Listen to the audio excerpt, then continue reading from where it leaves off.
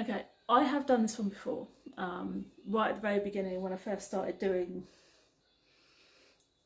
videos. It was never done properly. It was just done. The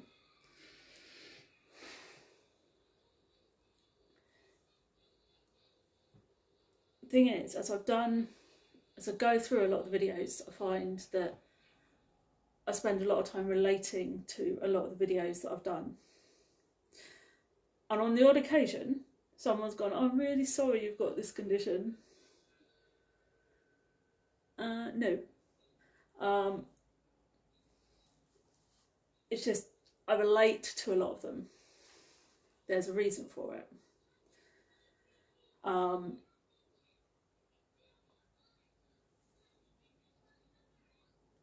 I have something called functional neurological disorder.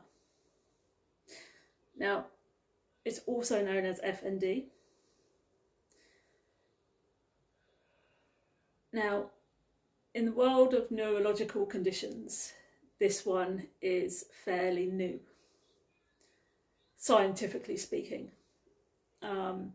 It's fairly difficult to detect, fairly kind of new research-wise. The first real research done on this condition was in 2017.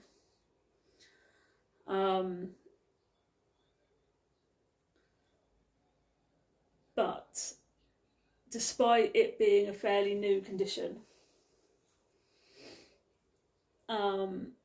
it's actually far more common than people think it is.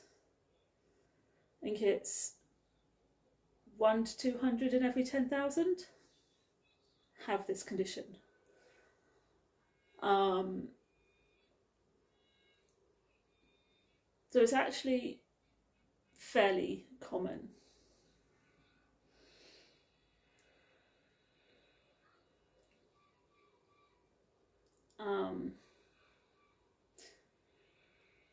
So I'm going to do this properly, like I would do all my other videos.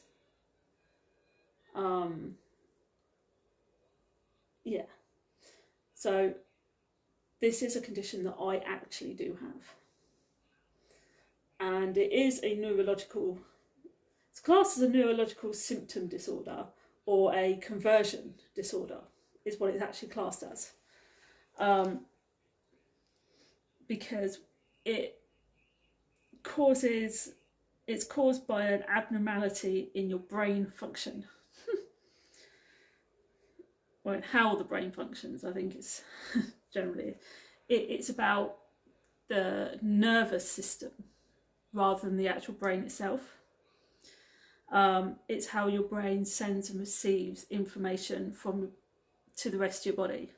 So your brain looks really healthy,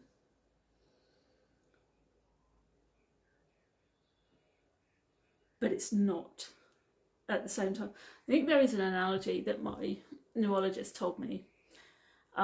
Is your brain is like a computer.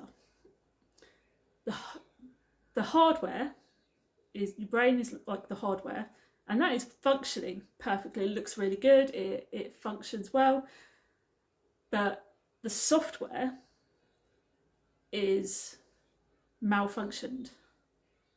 The bit you can't see is malfunctioning.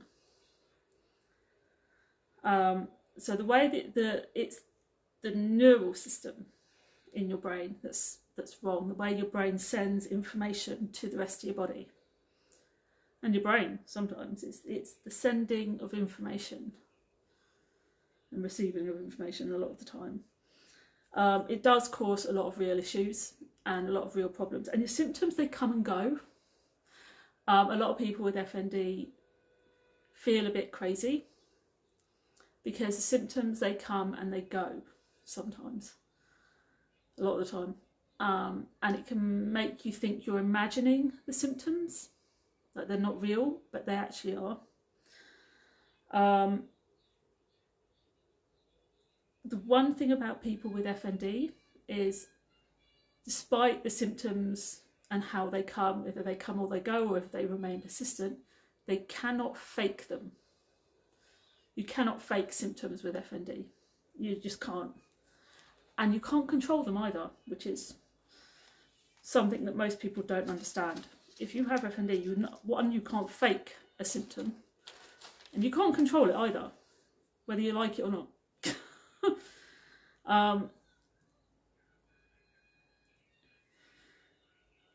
The causes of it are unknown. They do reckon it could be triggered by other conditions, like you can have it. It can be triggered by other issues, and it can run alongside other conditions like MS or things like that. It absolutely can, but a lot of the time it is triggered by things like a lot of stress or psychological trauma, physical trauma, or even just personality disorders, things like that. It can be triggered by things like that, but it isn't always. And I think that's the problem. Because the brain isn't damaged, it's about how the brain functions. So you're not looking at brain damage when you go, with things like MS, strokes or infections and things like that, you'll go for a scan and it will show up, you know, it will be noticeable. With FND, you can't see it. So with every scan, with every test, with everything, you cannot see FND on any of it. It doesn't show up, except in the way your body behaves. There are a hell of a lot of risks to this, because it can also, it leads to things like epilepsy, migraines, movement disorders. Things like significant stress will trigger this, or things like emotional or physical traumas can do it. Mental health issues will put you at risk of developing the condition as well as if you have things like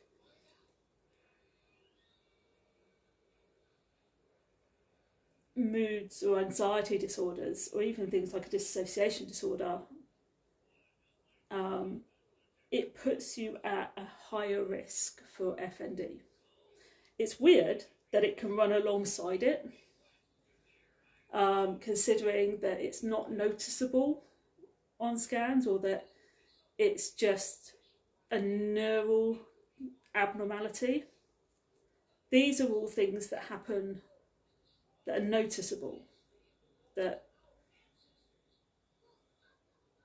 cause real issues in your brain, and yet they can actually trigger FND.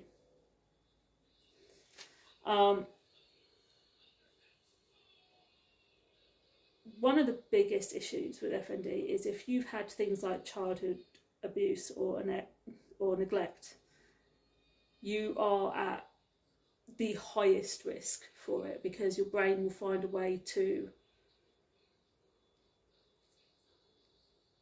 deal with that. And your brain has this really clever thing of dealing with trauma and things like that in the most obscure ways. You know, and it will do anything to protect the core of a person, which is strange realistically. It will do anything to protect you. So if you've suffered things like that as a child, it will do anything to protect you. So you could end up with a disassociation alongside FND, alongside all these other issues, purely because your brain is trying to protect you from it. Women are actually more likely to develop this than men. They're not quite sure why that's the reason, but they are actually way more likely to develop it than men.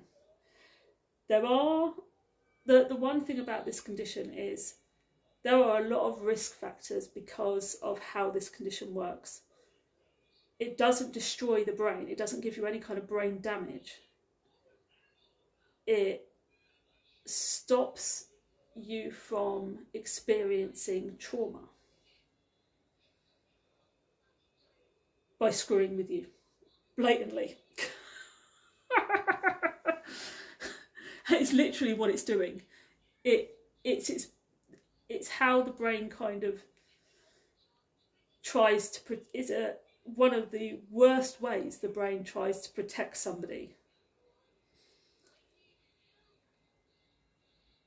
It is strange, but it can happen.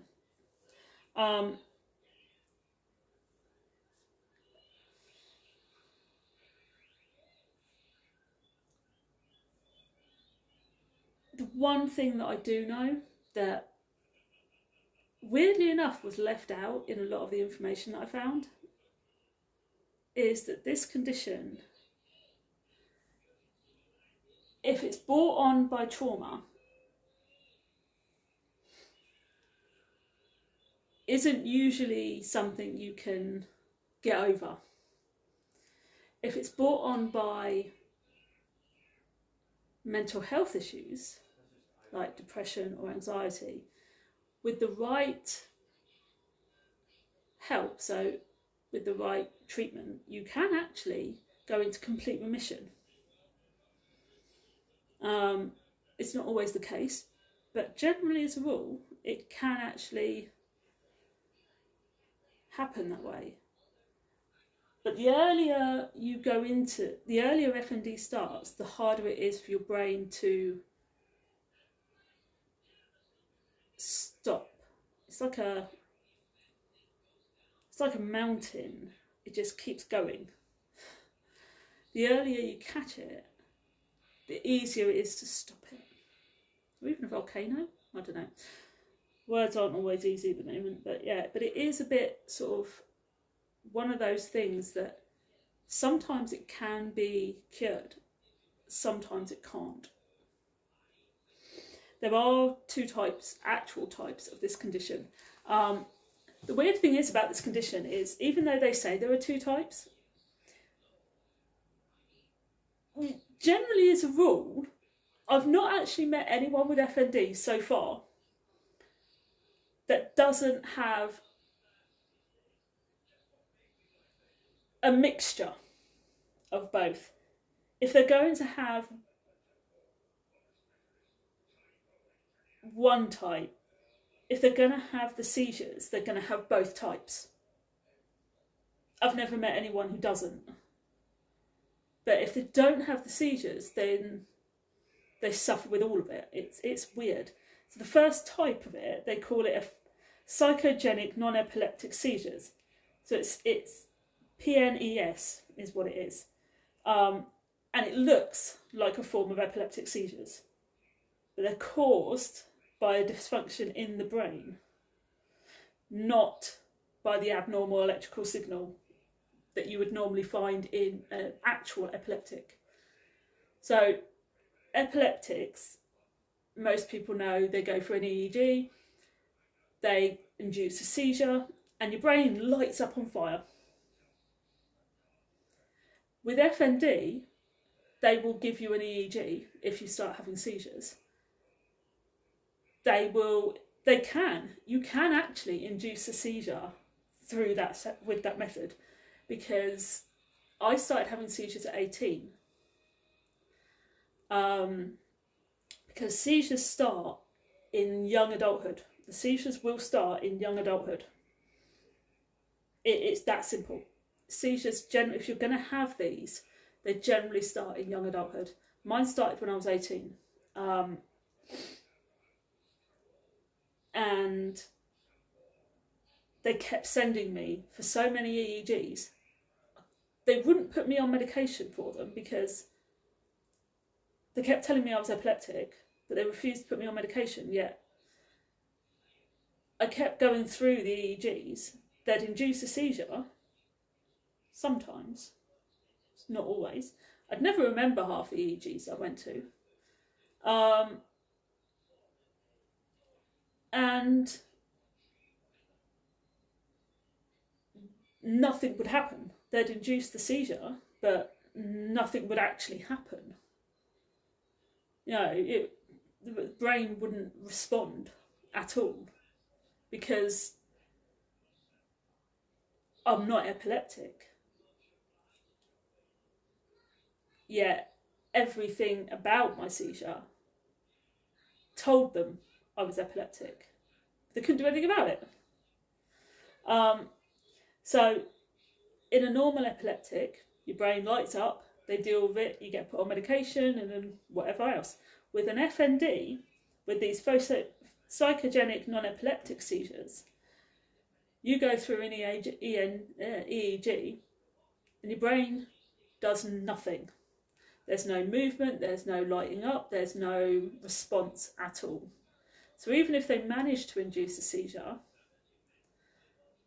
your brain doesn't respond because you're not epileptic.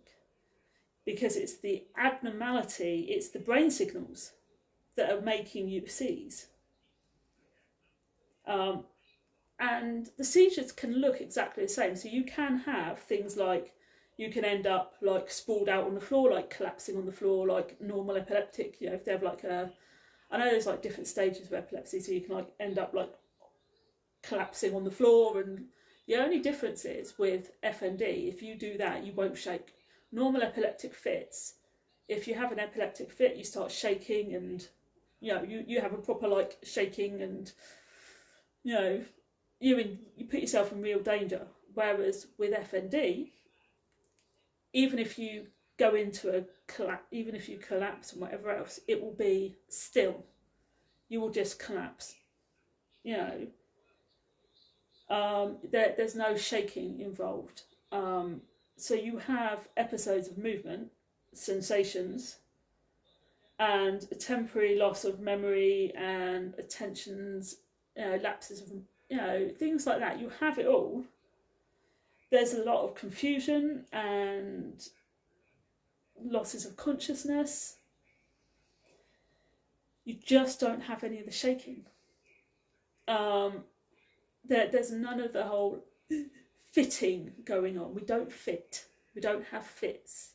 People with FND do not have fits. People with epilepsy, if they're going to like lose consciousness, they will have a fit. We don't. Mine behave in a way where I will literally just stand stock. So I will have what's classed as a blackout seizure. Stand stock still and kind of just stand there. That's how mine work. At least from what I've been told.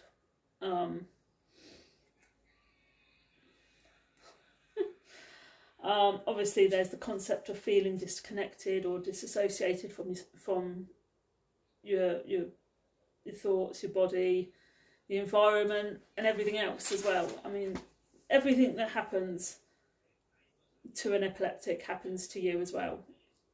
And it's usually either stress related, emotional,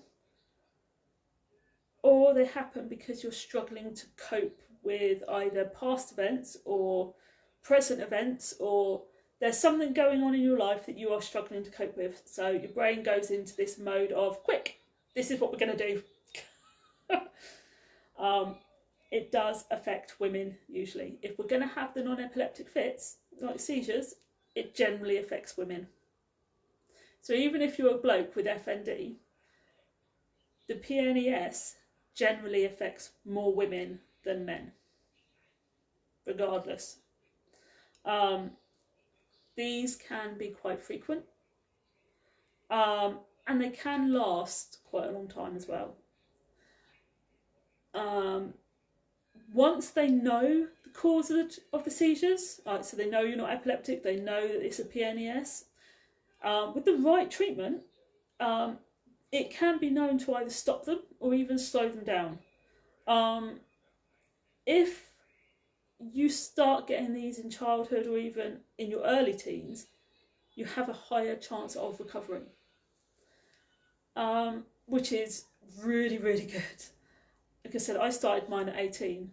I got diagnosed in 2022. No, 2020. Yeah. In 2020, I got a diagnosis. So I've been having this for a long time before anybody even figured out what was going on with me, which put me in a really bad position. Mine have slowed down. I'm on the right medication now, and they have slowed down. When I get stressed or really emotional, or if I get to a point where I'm struggling with something, that's when my seizures happen. I find I have a lot more seizures overnight than I do during the day. But generally, as a rule, I don't have as many as I used to anymore. But I tend to find if I'm going to have a seizure, they happen more overnight than they do during the day. And coming out of a seizure overnight, I find that I end up paralysed for a brief moment in time, which is really annoying. But it's fine. Once my brain kind of kicks back in a bit, the paralysis lifts and I go back to sleep. But it is sort of a mechanism in which my body kind of goes, okay, we just had a seizure, we're not moving, I'm not going anywhere, just stop. My brain wakes me up after a seizure, but I can't move. It will literally, my hands, my arms will be paralysed for a bit. Don't quite know why it happens only overnight. If I have a seizure during the day, it takes longer for me to be able to figure out what's going on. I can't even begin. I've never quite figured out if I'm paralysed during the day if I have one, or if it just takes me longer to regain any kind of clarity, vision, and the ability to realise where I am. So yeah, it's not always easy, but I get there.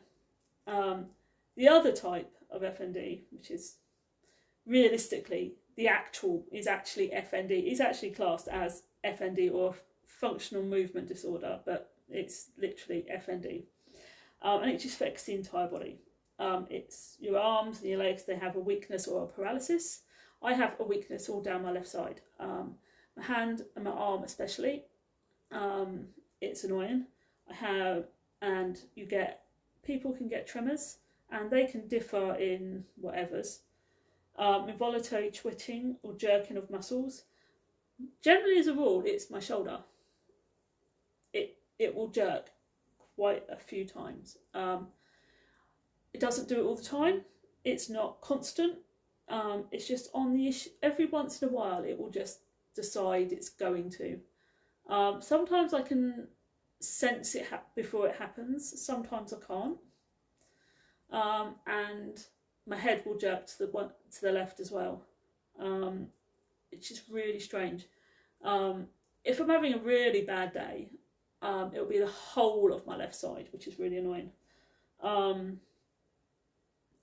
Things like involuntary muscle contractions. I don't have them as much anymore. I used to, but they're not quite so bad anymore. The one thing I do have is a walking issue. I don't quite have the posture or balance problems, except for on the odd occasion I have a balance issue every once in a while. I have a balance issue, but not most of the time. But it's generally really my walking and my gait issues. Things like muscle spasms or muscle stiffness, things like tics people can get. And they're just things that your body can do to you. It does happen for people with FND. The list kind of goes on a bit, but I will reel off the list of symptoms, I think, as we go on. The list of symptoms kind of does go on quite a bit. I might start them and then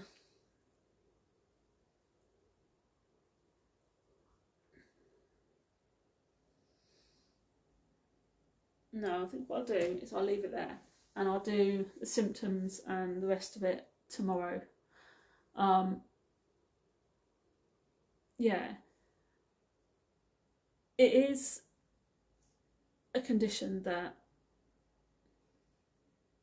can be classed as a disability, but not always. It is one of those conditions that people don't really think about because it does so much and it doesn't look like it's real.